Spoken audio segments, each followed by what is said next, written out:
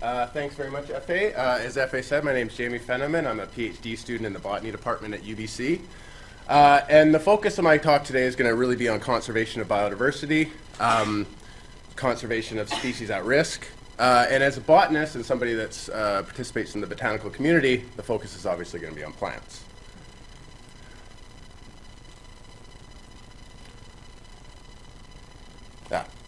So as you may or may not know, we're currently in the early stages of the 6th great extinction of the history of life on Earth. And that entire extinction event is being caused by one species, one of the estimated 10 million. And as a member of that species, I've always felt a real obligation to do what I can to help offset some of those impacts. And I do this by being involved in conservation efforts for a long time. All of the work that I do in this capacity requires the input and the coordination of the Conservation Data Center of BC, or the CDC, which is an arm of the Ministry of Environment that monitors and manages biodiversity in the province. Essentially, it's a data repository for all the information on all of our species that we have in the province.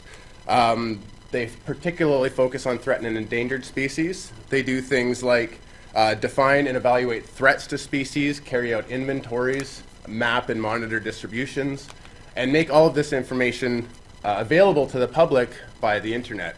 Specifically, they make it available through this web portal, which is the Species and Ecosystems Explorer. So ultimately, what they end up doing is defining the units of conservation in the province, specifically by way of this checklist that they have of all the species that occur in the province.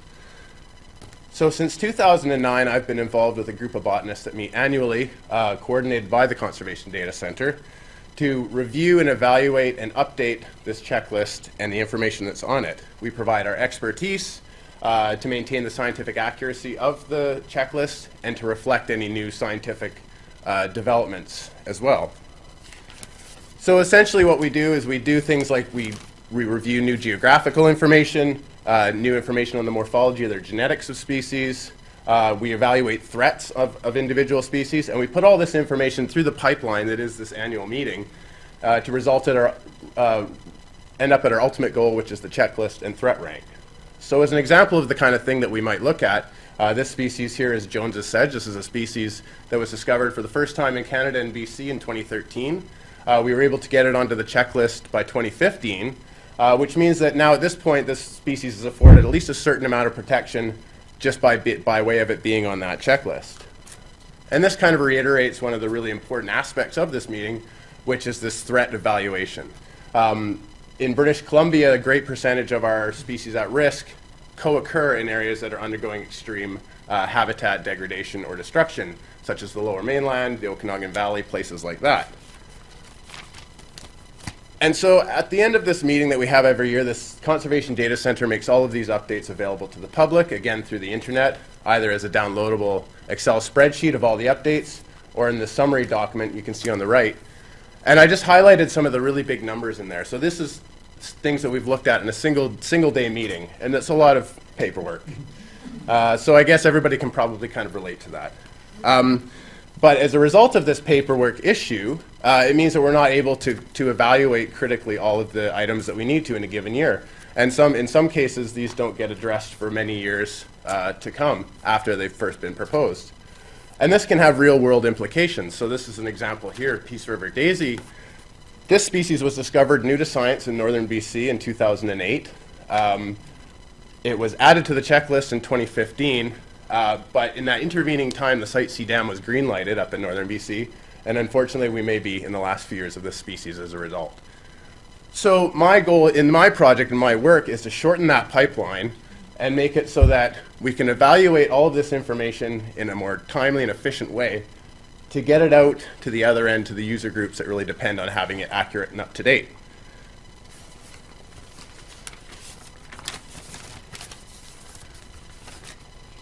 So in essence, all that I'm doing is streamlining a bureaucratic process. Looking at ways to make it more efficient, looking at ways to reduce the burden on the people that are involved, and making sure that we have the ability as the scientific experts to critically evaluate all the things that we need to in a given meeting. So as an example of some of the things that I'll be doing as part of this project, I'll be Standardizing and reevaluating the way that we look at introduced and exotic species as part of our flora. It can be difficult to determine when these become established in some cases. And when you're dealing with a highly invasive species like this grass here, it can be really important from a conservation perspective to know where it is. We'll be standardizing ways to incorporate hybrid species into the checklist. A lot of our plant species actually originate as crosses or hybrids between other species. And some of these are threatened or endangered and have conservation concern around them. So by standardizing this process, we're better able to incorporate those into this checklist. And then some of what I'll be doing is just people management. I'm dealing with a lot of botanists. Ultimately, everybody needs to be reminded to do their homework sometimes. Things like people submitting incomplete proposals, not sufficiently reviewing stuff. So there's actually a real people management aspect to this as well. And lastly, I'll be sort of better defining the roles of all the people that are involved in this process to better reduce redundancies amongst the different contributors and really focus people's efforts into the streams where they can be most valuable and ultimately make everything run a bit more smoothly. And from a conservation perspective, improving inefficiencies in this process really is critical, because at the conservation end of things, we really require accurate, up-to-date, and available information if we're going to be able to manage our biodiversity. And ultimately, if we don't know something exists or we don't know anything about it, we're not in a very good position to do anything to save it. But I think that the recognition of the issues that I've presented here in my partnership with the Conservation Data Center through the PSI work is an indication of some positive steps ahead. I love the biodiversity of this province, and I think it's a real heritage that we share, and I'd like to do whatever I can to help protect it. So thank you very much for your time.